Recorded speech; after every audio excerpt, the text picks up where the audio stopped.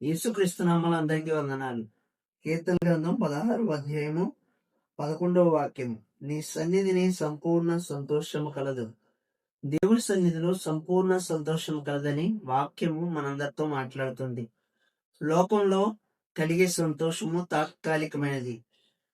సంతోషంగా ఉండాలని, ఆనందంగా ఉండాలని, జీవితాలు ఉత్సాహంగా గడపాలని ఎంతో మంది అనవసరమైన వృధా ఖర్చులతో తమ జీవితాన్ని పాడు చేసుకుంటూ ఉంటారు.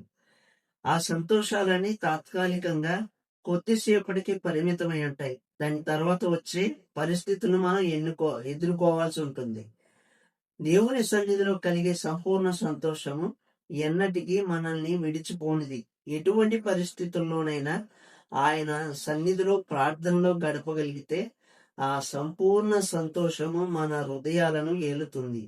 దేవుడు మిమ్మల్ని దీవించునుగాక. ఆమేన్.